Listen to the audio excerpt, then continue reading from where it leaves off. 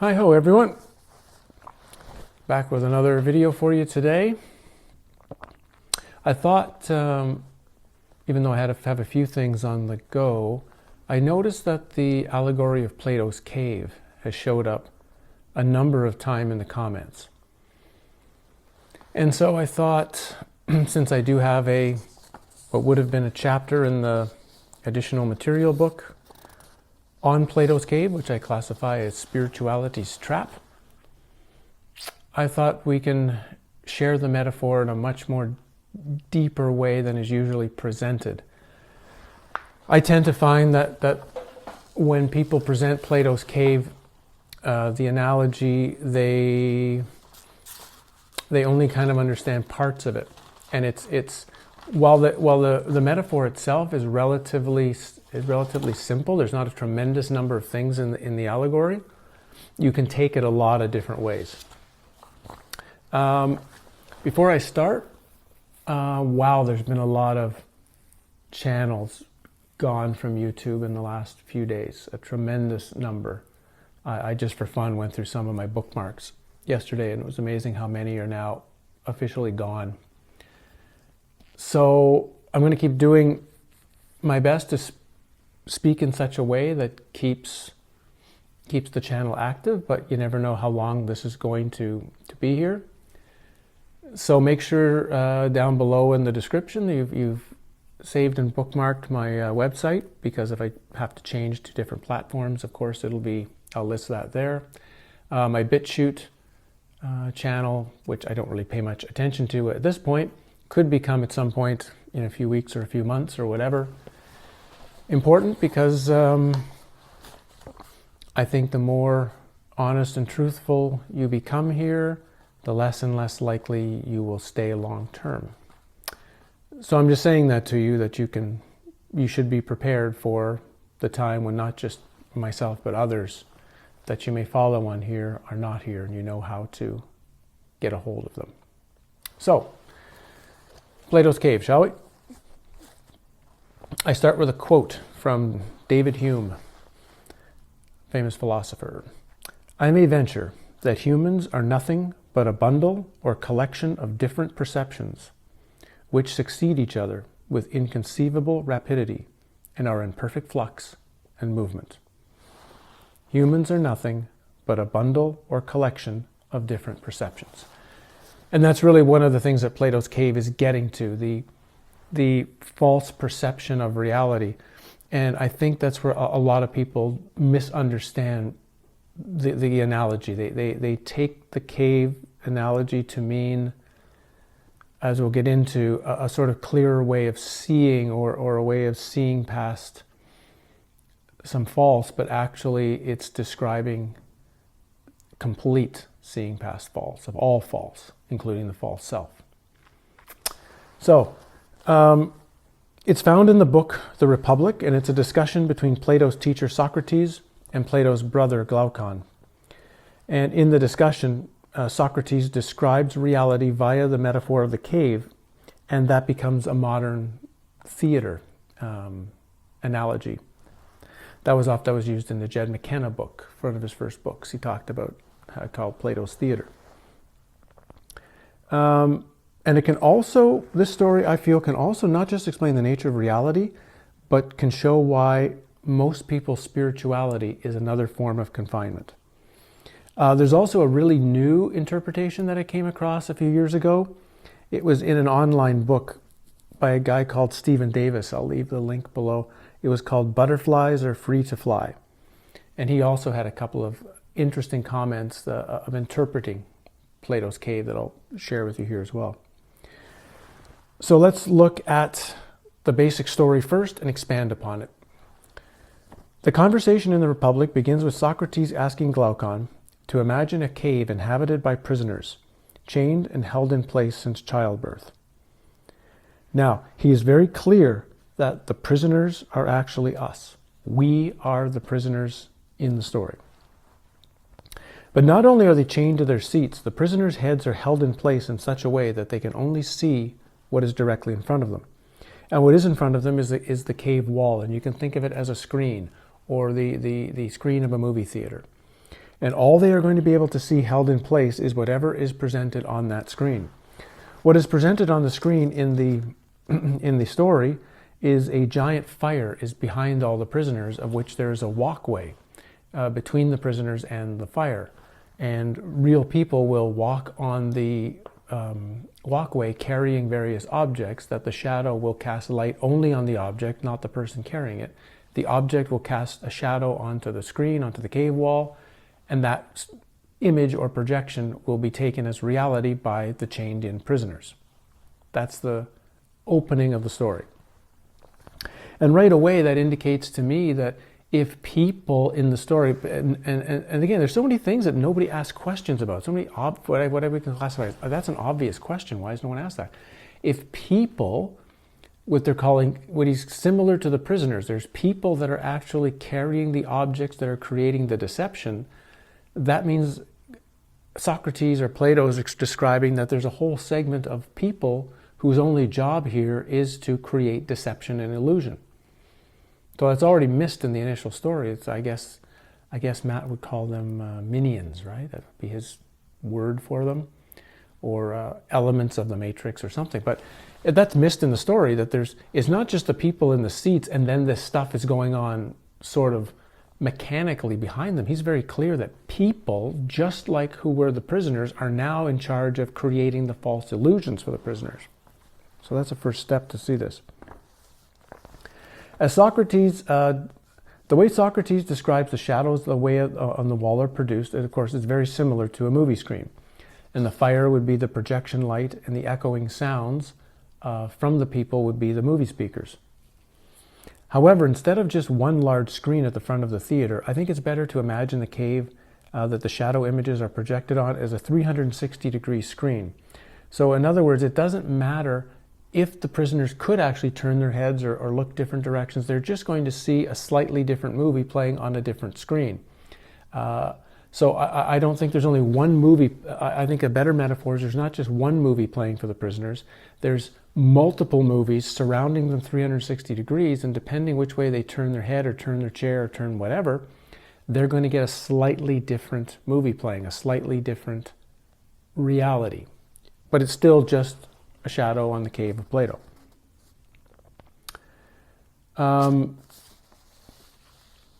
As Socrates suggests, the images and sounds would be believed to be real, because those are the only sights and sound the prisoners have ever seen since they were born. The scripts and the actors in the shadow drama would be excellent and easy for each viewer to become emotionally attached with anything that appears on the cave wall. Some scenes are pleasant, while others are disturbing. There are favorite characters, villains, close people called friends and family, but no one ever questions what they see. The movie on the screen is reality. Socrates then makes an interesting suggestion. What if a prisoner somehow was freed from the chains and could stand up? He or she would be very confused. The shadows on the wall had been the only reality. Not the cave, not the other prisoners, or the shadow-making device he now sees. The Republic states that the prisoner on standing would feel pain in his eyes from seeing a new light and a new reality. A question that should be asked and is not asked is, why does the prisoner stand up? Now, Plato's story doesn't say, although there is a suggestion that the chains are not actually locked, that any of the prisoners can stand up whenever they want. But if that's the case, why do so few prisoners stand? Why do so people in the cave theater of life stop believing the cave story? And perhaps no one will stand until something in the shadow movie becomes so painful that they scream and force themselves to turn away. And this again leads to the notion that any awakening must come from pain, not pleasure. That if you are happy in a dream, you want the dream to continue, you will only be willing to end a dream if it turns into a nightmare. Perhaps there's a force called grace or luck that causes the prisoner to stand. It had nothing to do with pain. It just, grace picks somebody at random and cause them to stand. Or perhaps in the end, grace was the thing that created the pain in the first place, created the pain and the agony, enough to force the prisoner or the person to turn away from the cave wall finally and see what the cave is around them. However, the story, or at least some of the versions I've read, claim that the chained prisoners did have some sort of interactions amongst themselves, that they weren't somehow individually as separate as people have come to take the story.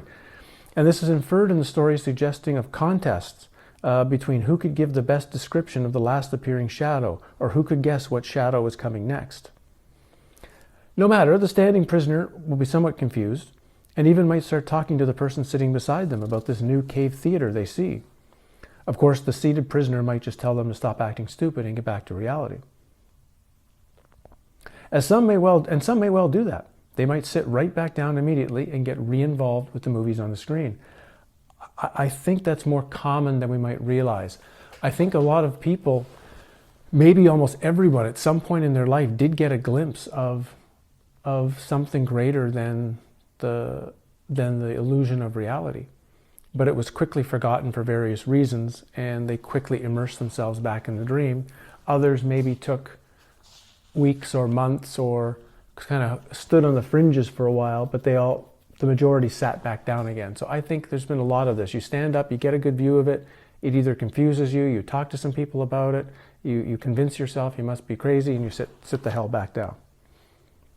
A few might get very afraid at this stage, but a few might be curious or angry.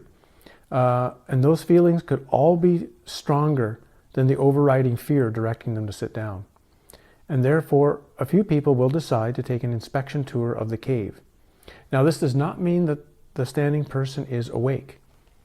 This has nothing to do with this. That's not awakening. It's just shifting your perception. It's getting the opportunity to do an examination of the dream in yourself in a new way.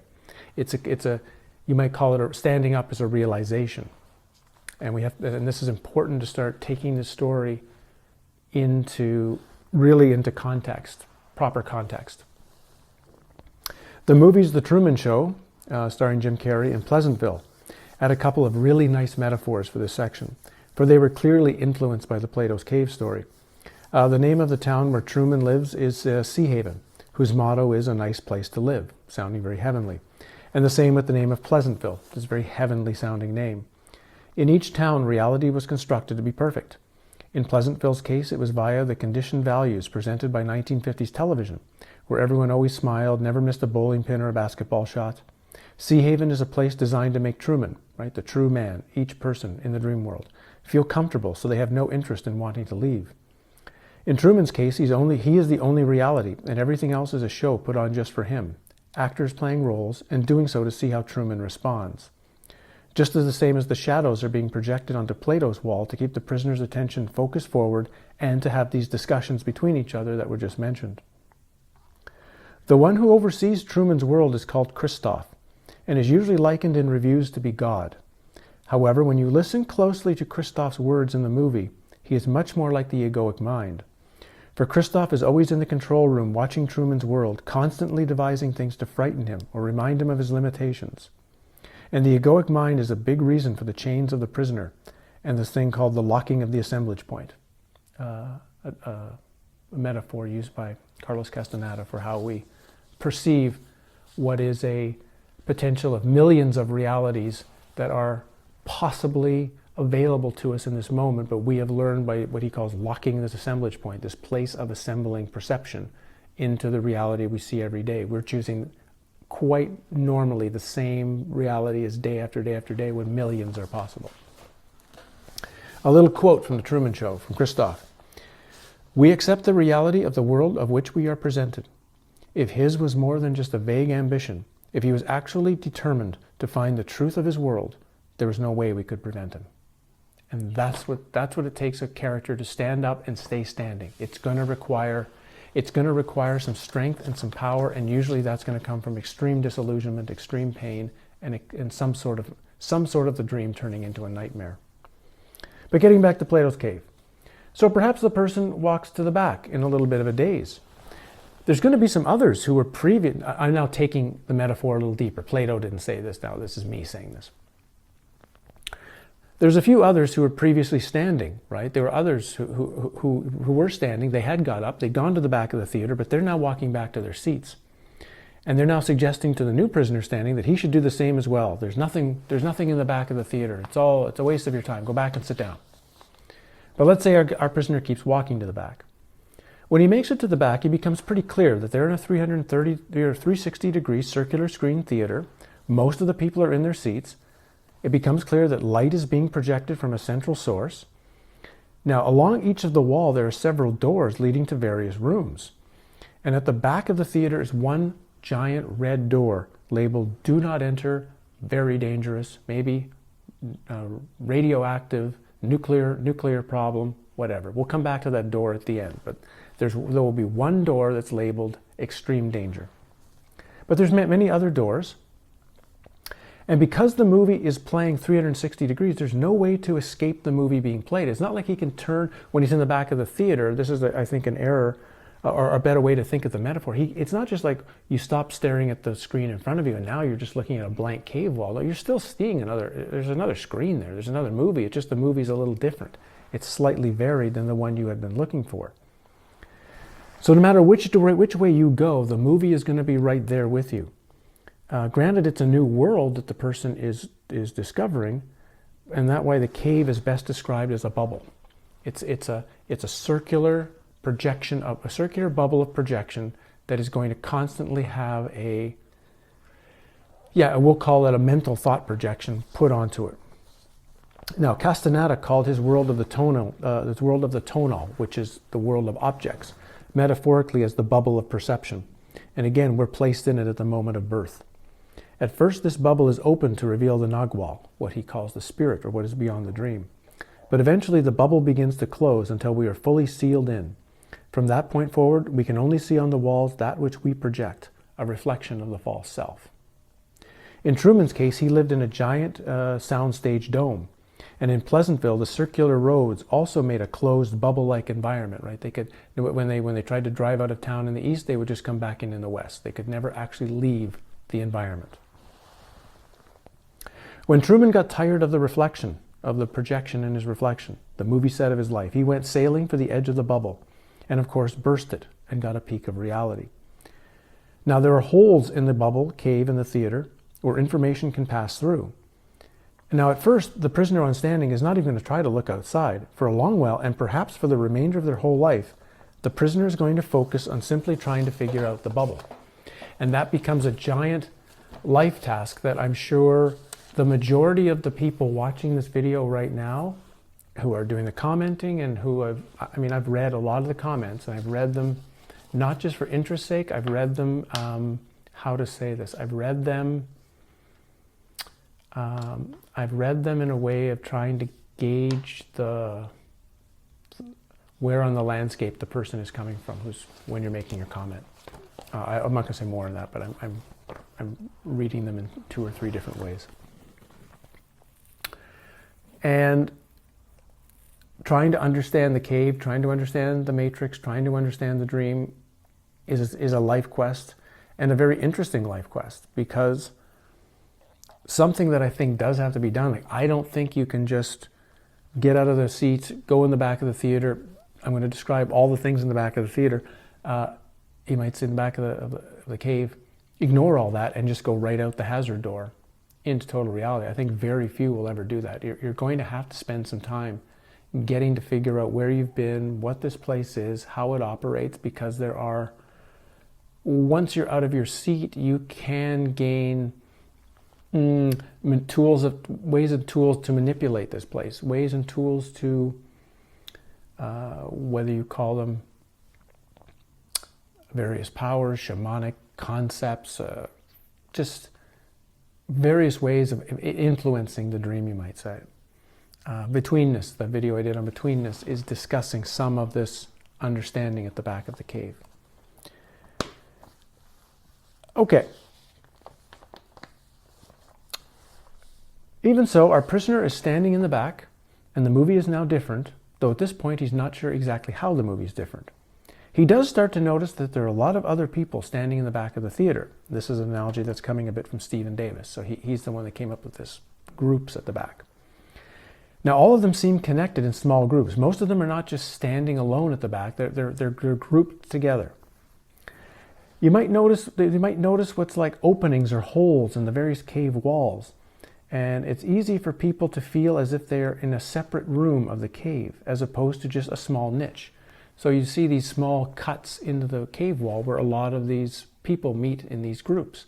And it can feel like when you're there, you're not in the cave anymore. You're in a different realm, which is true. You're in a different part of the cave, but you're still in the cave. At first, the now free prisoner will just listen to what must be very odd and confusing conversations. And when asked what generally these people are talking about, I would assume the response would be something like, "We don't like the movies that are playing, and we're trying to change them." And of course, this would intrigue anyone after standing, the thought that the movie can now be changed. I mean, there were lots of movies the prisoner didn't like, especially ones that got the prisoner to stand up in the first place. So those now standing tend to show some common traits. First, they sense that there's far more possibility than when they were stuck watching the movie in their seats. Some may have great anger for the time they were in their seats. They may even go looking for who or what put them in the seats in the first place.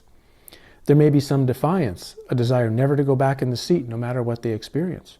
Of course, the movies are still playing, and there'll still be some emotional reactions happening all the time. And as a result, I would assume almost all are going to decide in some way to try to change something of the movie. For some, it might be the movie. For others, it might be themselves. But generally, the new guiding philosophy of once you've stood up and get to the back of the room is, I have to change something.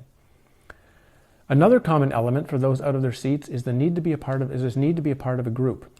And for most, it's not just a wish, but a means of survival. For you have now spent your entire life chained to a seat watching the movie screen. Now suddenly they're in a new world with no idea how to act or what to do. It makes sense to try to find a group that has gone through a similar experience, that has time to adjust to it, and can offer support during your adjustment. Amazingly though, instead of just one or two large groups at the back to help with this transition, there are thousands of small groups, each with their own very specific ideas. And you know you must join one to help your transition, but which one? Who has the real answers? Who doesn't? Some will join a new group quickly.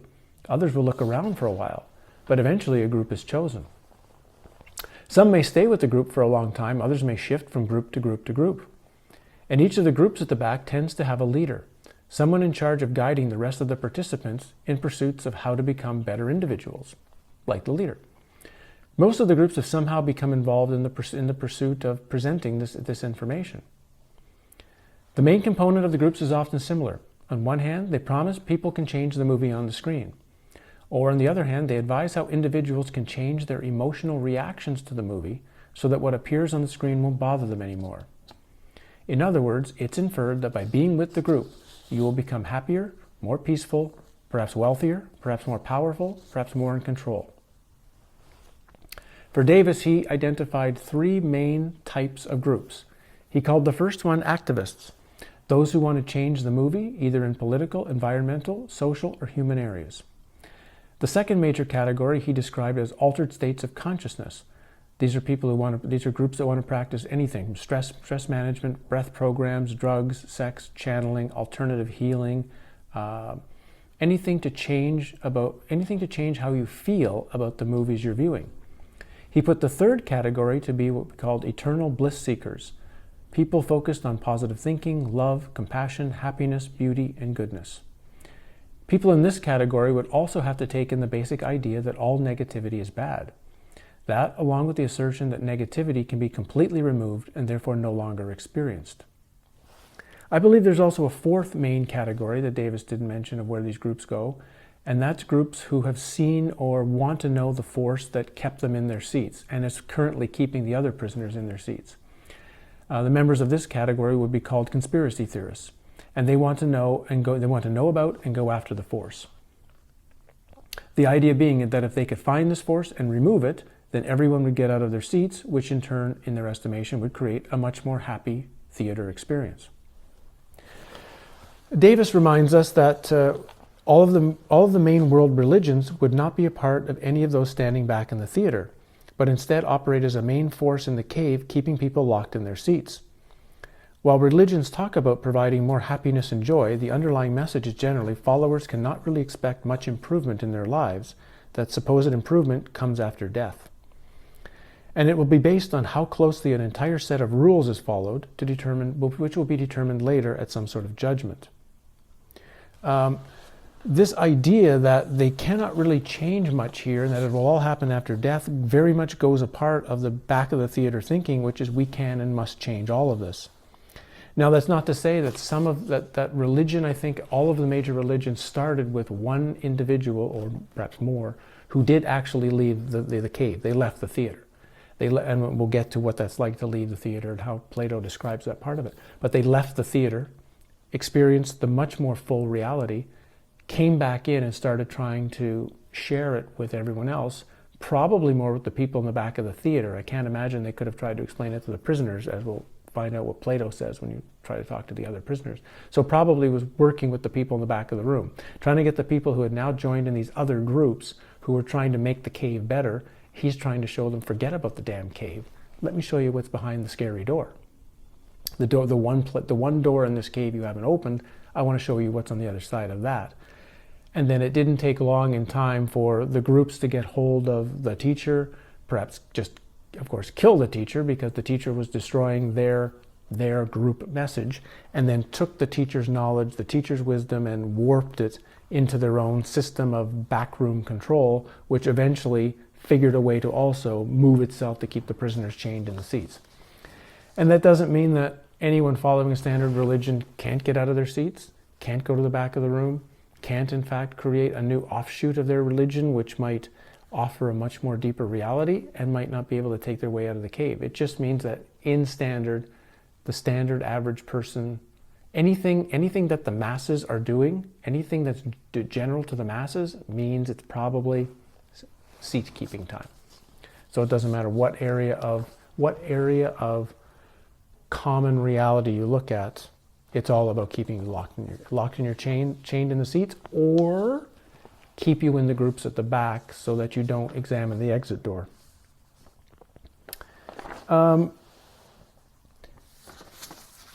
Another thing that's often considered is, though it looks like we can change the movie, and no matter how much we try, the basic storyline doesn't really shift that much on a general level, on sort of the general scale. A little bit can shift for us personally, but the dream as a whole doesn't really change that much.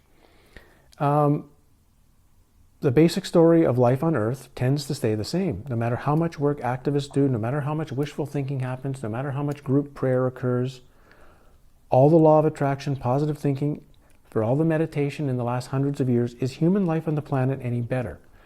Look at, we're in insane land, and think of how much hard work has gone in the last just 20 or 30 years to make the world a better place, and it's gotten worse.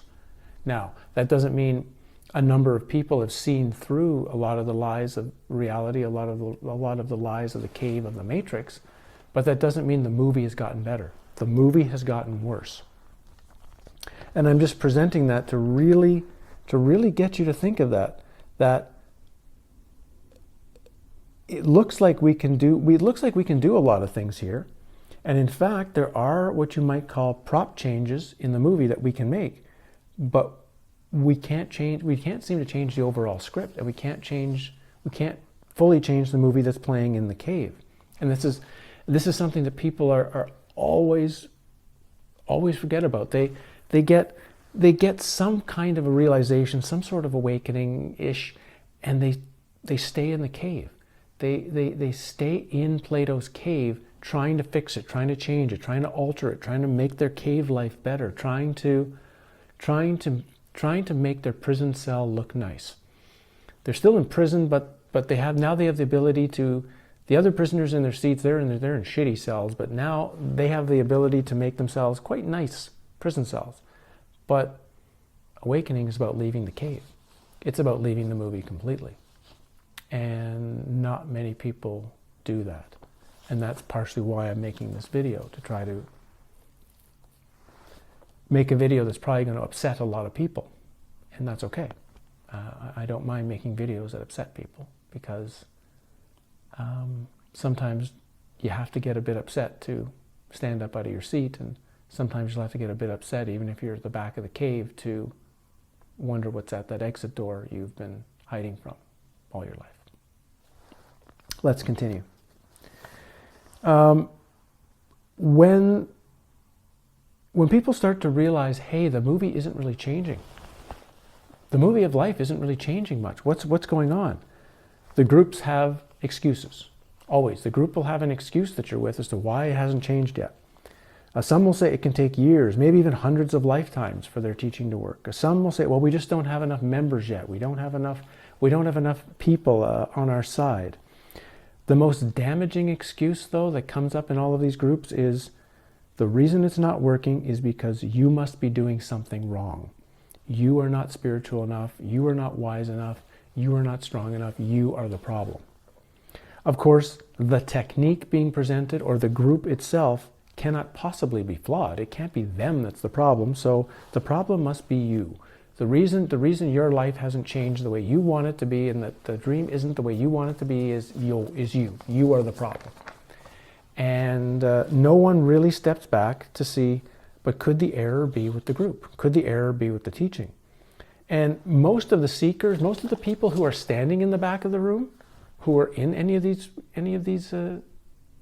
groups, generally are really nice people.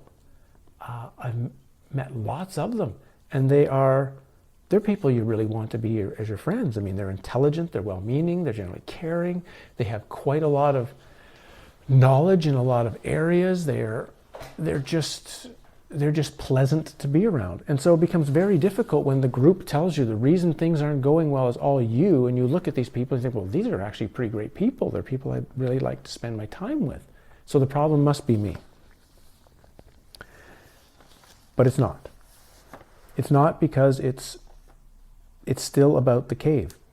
And the cave is not about continual joy or happiness. Anywhere in the cave is about false.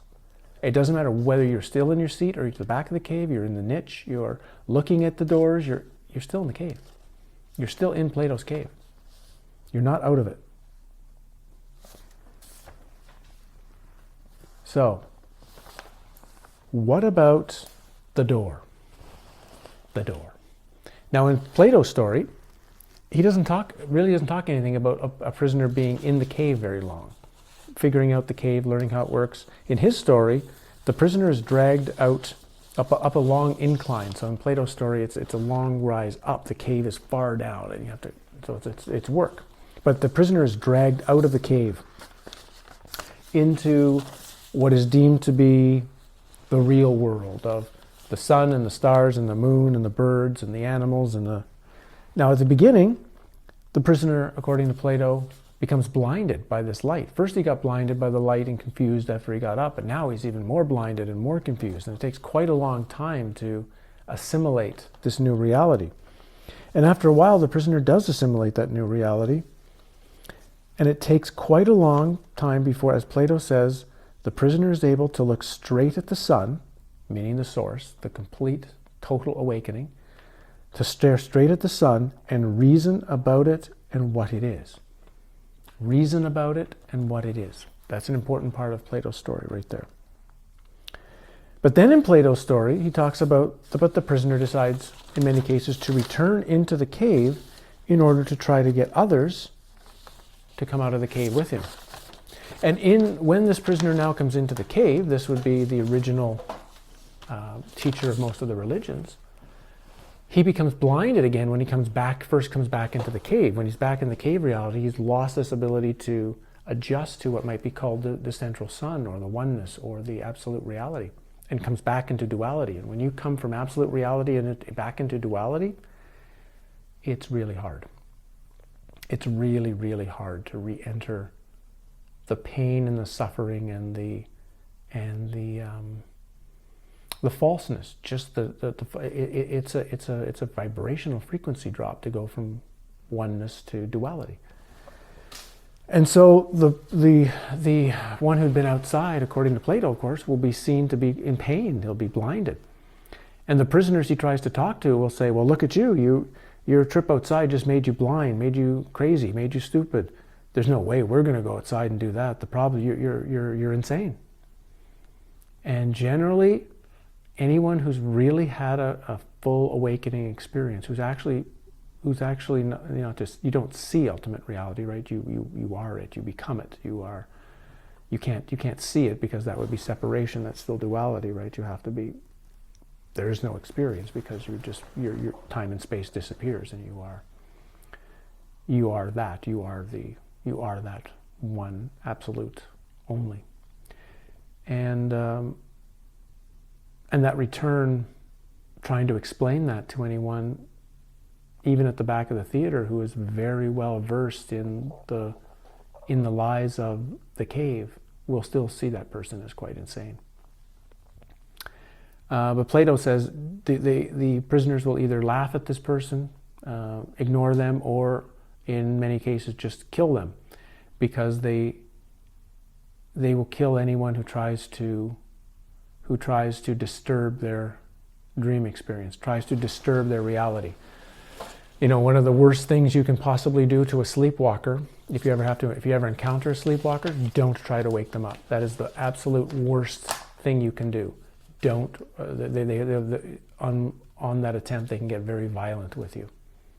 And it's a very apt metaphor that if you try to share any kind of deeper knowledge with one who is sleepwalking in the dream, the general response is going to be anger, and it's going to be potentially a pretty nasty response. This is just the response in the deepest term. When if you're going to try to present that everything's a lie, everything's false, all beliefs are not true. That would be one of the things you would get by leaving the cave, right? You would see that all beliefs are not true. It doesn't matter what you believe. Whatever you believe is not true. All beliefs are false, right? You keep beliefs to operate in the dream state. You keep beliefs to function in the matrix, all the while knowing that it doesn't matter. You can choose any belief you want because they're all equally false, they're all equally true, they're equally useless. But you just do it just to continue functioning as your character is meant to function within this space.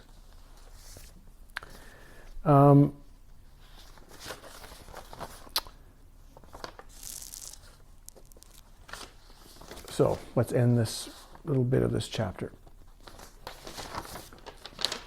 Sorry, I lost my place here. A few more minutes. It's important that this is the point that's missed that I've tried to say a few times. The chained prisoners are in the cave. The people out of their seats are in the cave. The groups and the people in the back are in the cave. Which means there's not that much difference between anyone in the cave as it appears. Without having exited the cave, without having gone past the most dangerous sign possible, the do not open, extreme danger, nuclear radiation, you'll die if you go through this door, which is of course true. The only way you'll know truth is to die. The self is going to have to die. The self is going to have to implode on itself in order for you to see ultimate reality. A death is going to have to occur. Not death of the body. I'm sure some people do die when they see it. Some of the spontaneous human combustion cases might be cases of people who have seen ultimate reality somehow and their bodies couldn't handle the energy of it, the experience of it, and caught fire. I don't know, but it does. That's why when the danger door, don't enter here or you'll die. That's true. If you want to be out of the cave, a death is going to have to occur. And that's why you need so much energy and so much preparation and so much time to get ready for it. Where was that Plato said something about, where did I write that down? What did he say? Something like, the only ones that will get out of their seats are true philosophers, and I would say it's instead, the ones who not only get out of their seats but leave the cave will be not just philosophers, but they will be ones who have spent decades preparing themselves and strengthening themselves for that journey. So I just keep that. I just share that with you. A force from out. However, there is some help. There is some hope, and that is a force from outside the bubble that I call intent. Again, this is me, not Plato talking. Can manifest through the cave walls for us, and certain things have been left inside the bubble. Have been actually, I think, built in the cave world. To me, things like pyramids and perhaps ancient monuments that are like an arrow or an escape route. Castaneda wrote an entire book just on this one topic of this connection between spirit and us, and it's called The Power of Silence. And that book describes metaphorically how the spirit or intent is revealed to us and our need to interpret that message. And I believe Castaneda called this force intent, reflecting it's a two-way street. Our intent for truth calls the force outside the bubble to us, which has its own intention of trying to reach us. We have to intend to call it. And I think the painting on the ceiling of the Sistine Chapel may reflect this interaction, right? It's not just God reaching to the human Adam is reaching to God. You have to want the intent as well by reaching towards it, not just waiting for it to come to you. And there's no handy user's guide to understanding this force. That flash of light in the sky, the vision you had, the running into your ex-wife at a faraway travel destination. What does it mean? Was it just a coincidence, or was it not a coincidence? Was it something from intent? Was it something else? It requires to unravel the nature of intent and the nature of the messages that are coming to us in the cave world. Requires a tremendous awareness. Requires a tremendous constant work of breaking away from the standard movie, just breaking away from the movie to examine what is it I just saw, why is this here, what is the message? It's a deep part of working through this. Some would say, well, why doesn't spirit or intent just come through the bubble and talk to someone? Why doesn't it just come and talk to you directly and tell you what it needs without any mystery or any tricks or any symbolism? Why present itself in such a mysterious manner? Firstly, I think if the spirit talked with us directly, we might be incapable of any direct assimilation of anything it's talking about, particularly talking about ultimate reality. Think of yourself 15 years ago. If you now came and talked to yourself 15 years ago about the things you know about the world and the matrix and the way it works, would you have listened to yourself? Or would you have thought, this guy or woman's crazy. They're insane. Probably. So I think the messages have to come subtle, and they have to come at the level we are at in order to receive them. If you're at level 5, it can't give you level 8 information. You're not ready for it. It can give you level 6. This kind of Rose's theory of Jacob's ladder, where you have to know where you are on the ladder because you can only go one step up to get your information. If you go 2 or 3 steps higher than that, it's going to be too much for you. You won't be able to assimilate it, take it, understand it. If you try to share your information, you try to share one level down. You try to help the people that are one level below you who have close enough to understand what you're talking about and not think you're crazy. If you try to talk 3, 4, 5 levels down, you're going to be seen as insane and potentially just killed off for being nuts. So you have to get very clear to know where you are on the ladder of knowledge, to know who you can receive help from and who you can help, because that's a big part of the journey. Someone needs to be helping us all the time, and we need to be helping someone else. Of course, I'm trying to offer help in these videos, but I can't make the video specifically for specific people. If I knew exactly who the video was for, then I could talk in a particular way for them. I can do that a little bit if I talk to someone on a private conversation, or meet them in person, or even on Zoom or whatever. I try to get a gauge of where the person is and sort of not speak over, a little over where they're at if possible, but not too far over so they don't think I'm nuts. Well, most people probably think I'm nuts anyway, but less nuts when we have these kind of conversations. I also think that there are, how to say this, there are forces within the bubble, within the cave itself, that wants to make sure, if possible, people don't stand up. If possible, if they do stand up, they get very confused at the back, and certainly do not leave the cave wall to see their ultimate reality. I don't know what you want to call them. I've called them the people who try to believe they are in control. I don't want to call the group running the place here controllers, because they're not. I've never given them permission to control me or control reality, and they've just taken it on themselves that they can do what they want here. And I think part of the work within the cave is taking our power back and saying the controller of me is me, and I'm going to stay sovereign to my own knowledge within the dream, as flawed as it may be, and work with it. And so intent is trying to help people, and then there's this force in the dream trying to block it and block people's work. It's almost like a cat and mouse game occurring between these two forces. A really good metaphor would be the interplay of Morpheus and Agent Smith in The Matrix. How the two of them are two elements of the same side of the game, but are in constant conflict because they have two different wishes for the people in the Matrix. Again, I feel sites like pyramids, stone circles, the really strong ancient sites are message points which are immovable. I call them I call them intense phone booth. A place where we can plug in our wire, our deepest mind, and if our consciousness is at a high enough frequency into that socket, it can bring us a current of direct intent. So to me, there are places on the earth where we have this connection to intent as strong as can be. And I can certainly say that every pyramid I've ever been inside, and even stone circles and temples and other places to a smaller degree, but every pyramid for sure has had a unique energetic aspect to it. There's something incredibly unseen going on in them. And I've had incredible numbers of experiences within them, ones that I would only ever share with certain people in person because there's a power in these places. And I consider each of them and some other sites a direct doorway to the other side of the cave. It's like that danger doorway is off, and you have a direct current to the outside true reality from there.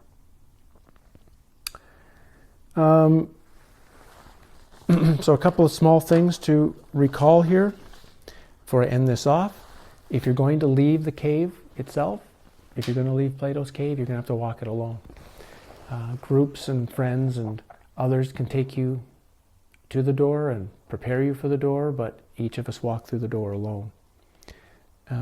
We're going to enter a new world. The light's going to hurt our eyes. In a sense, our senses and our sense of being is going to be somewhat shattered, seeing true reality. You will truly be in a new totality, and you will see that the whole dream you've ever known is a fiction, and that the you you've ever known is a fiction, right? The personality, the self, the memories, the fears, the hopes, the thoughts, everything. That's a fictional character in a fictional world. And you might say, well, how would that help someone? If someone were to actually know that, I mean, not just know it, to fully experience that, how would that help them?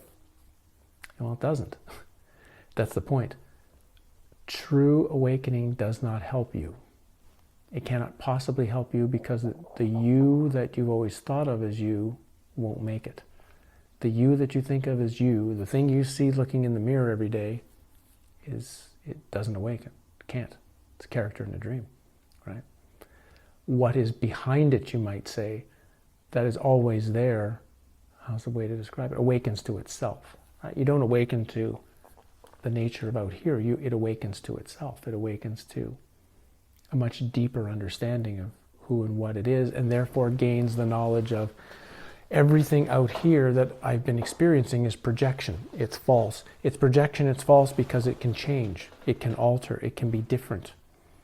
In fact, it can go away. I mean, I talked about in some of those other videos how I had experiences where reality would just disappear and other things would come in, and a tree would become a castle, and the river would stop flowing and the ground would flow instead. And reality is absolutely unstatic, changing, can become anything in any moment. What is true is that which cannot change, which is unchanging, which will always be rooted in the same thing.